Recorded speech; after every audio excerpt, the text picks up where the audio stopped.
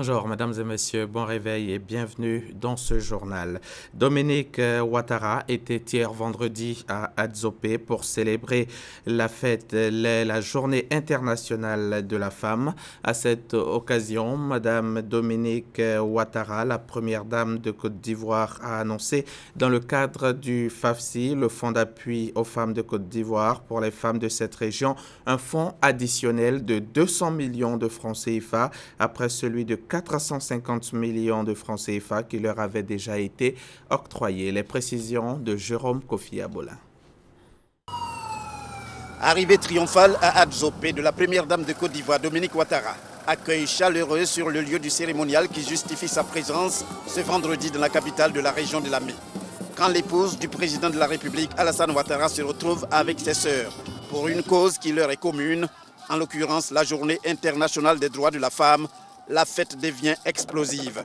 Pour preuve, le passage de la kyrielle d'artistes chanteurs bien connus des mélomanes ivoiriens se succédant pour faire danser et des personnalités et des populations pour la circonstance rassemblées pour célébrer la femme.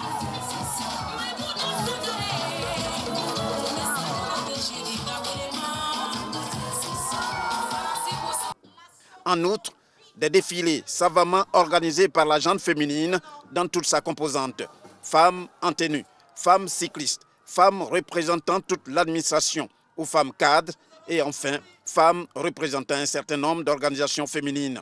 Mais l'important ici, pour la région de Lamé ainsi honorée, c'est surtout rendre hommage à une femme, une illustre femme parmi tant d'autres, la première dame de Côte d'Ivoire, Dominique Ouattara, femme de cœur dont la venue dans cette localité est tant rêvée, pour parler comme l'autre.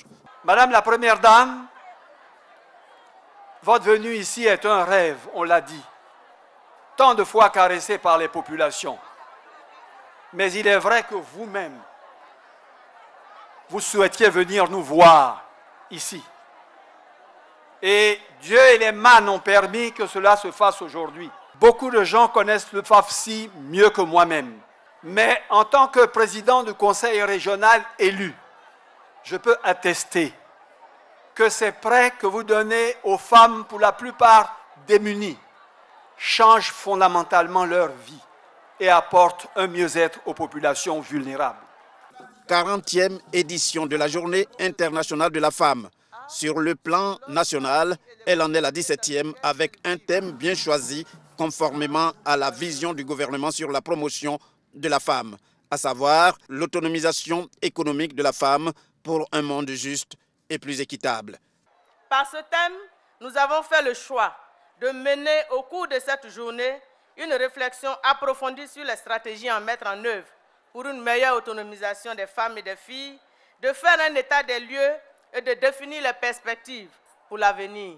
La finalité de notre action est de parvenir à une société de plus de justice et de plus d'équité entre femmes et hommes. Pour la première dame de Côte d'Ivoire, Dominique Ouattara, aucun pays au monde ne peut connaître un développement harmonieux sans faire la promotion de la femme.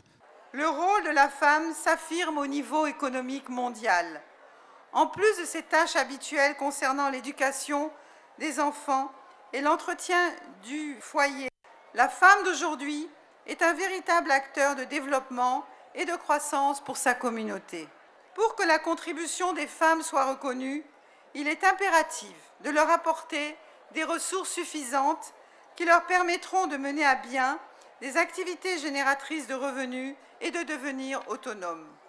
De cette façon, nos filles pourront construire des projets de carrière pour leur avenir et faire évoluer leur situation sociale. Mes chères sœurs, c'est motivé par cet objectif qu'en décembre 2012, j'ai lancé le Fonds d'appui aux femmes de Côte d'Ivoire. Le FAFSI est doté à ce jour d'un capital de 8,5 milliards de francs CFA grâce à la confiance du président de la République.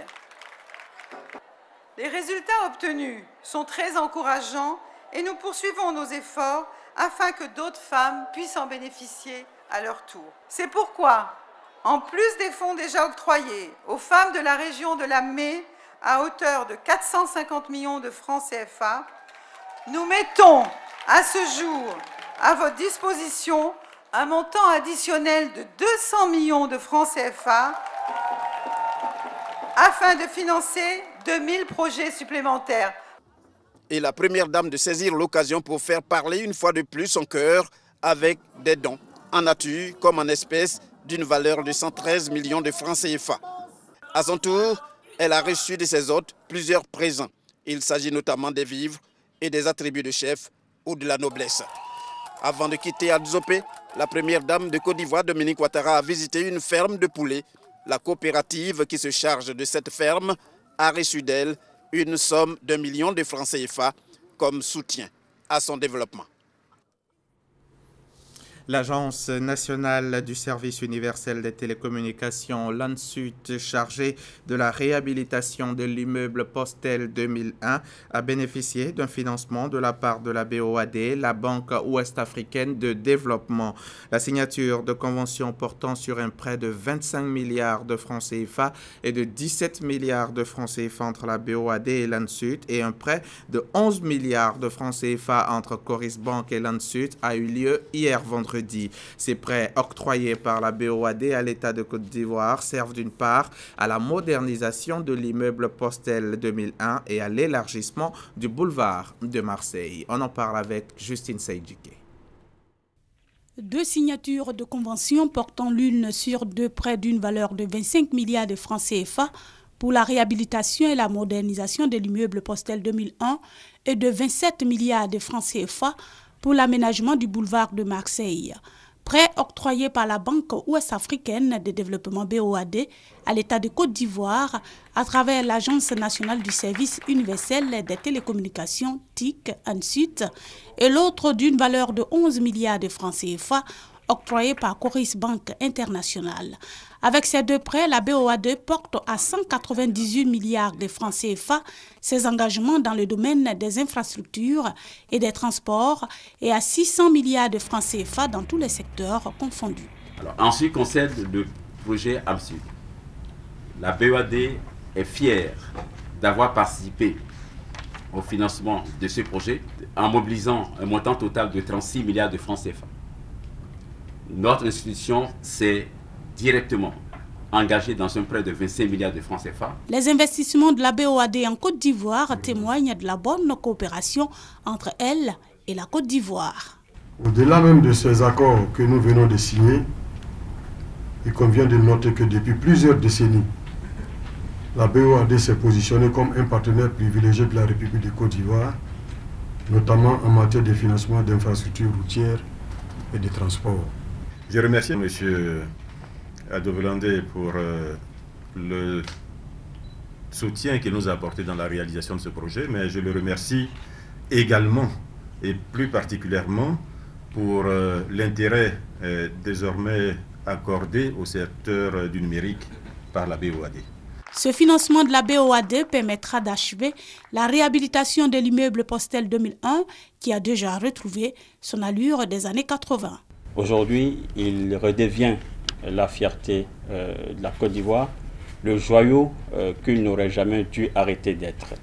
C'est vraiment, comme je le disais, une grande fierté pour moi d'avoir conduit avec succès cette opération de réhabilitation.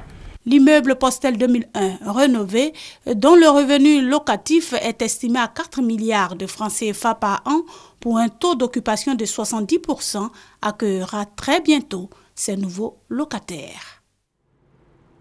Le ministre de la Construction, du Logement, de l'Assainissement et de l'Urbanisme a eu une séance de travail avec l'AGF, l'Agence de gestion foncière, dans les locaux de la structure. Claude Isaac D a profité pour définir la nouvelle politique du gouvernement en matière de gestion foncière. Il promet 150 hectares de terrain à aménager dans l'intérêt des industriels et de la population ivoirienne. Mamadou Kouassi. Le ministre de la Construction, du Logement, de l'Assainissement et de l'Urbanisme, dans les locaux de l'AGF, Agence de gestion foncière. Claude Isaac D, hier pour s'imprégner des conditions de travail de ses collaborateurs, mais aussi pour les encourager à fournir plus d'efforts. Le ministre a profité de son passage pour indiquer la place de la gestion foncière dans la politique de développement de la Côte d'Ivoire. C'est important quand même surtout de faire le point avec l'AGF et de parler du programme de travail de l'année 2017. Donc nous avons parlé des difficultés et surtout des programmes et des performances à atteindre au cours de l'année 2017, des engagements à prendre pour pouvoir mettre à disposition de la population des terrains aménagés à des coûts abordables. Donc nous avons échangé, nous avons convenu d'approfondir le travail. Cette visite a été l'occasion pour les responsables de l'AGF d'exposer au ministre les difficultés auxquelles ils sont confrontés souvent.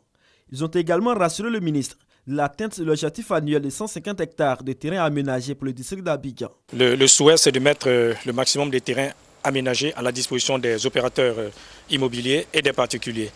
Parce qu'en jouant sur l'offre, on peut influencer le prix. Je pense que le ministère a des réserves, l'AGF a des réserves, et les mécanismes financiers sont suffisamment bien élaborés pour accompagner et permettre de réaliser ces projets. Créé le 6 mai 1999, l'AGF, Agence de gestion foncière, a pour mission de constituer des réserves foncières au nom et pour le compte de l'État de Côte d'Ivoire, des collectivités territoriales, pour des personnes physiques ou morales du droit privé ou public. Reportage signé Mamadou Kwasi. L'actualité internationale en bref. Le département d'État américain a publié en début de semaine son rapport sur l'état des droits de l'homme au Congo-Brazzaville. Le constat est alarmant. En 2016, la quasi-totalité des droits fondamentaux protégés par les traités internationaux, la Constitution et le Code de procédure pénale ont été violés en République du Congo. Sur 40 pages, les faits sont énumérés, bruts, sans commentaire ni interprétation, et les agents de l'État sont désignés comme les principaux responsables. C'est une découverte de taille dans le secteur de la recherche médicale en Afrique du Sud. Une équipe de chercheurs de l'Université du Cap a identifié un nouveau gène responsable de la mort subite chez les jeunes.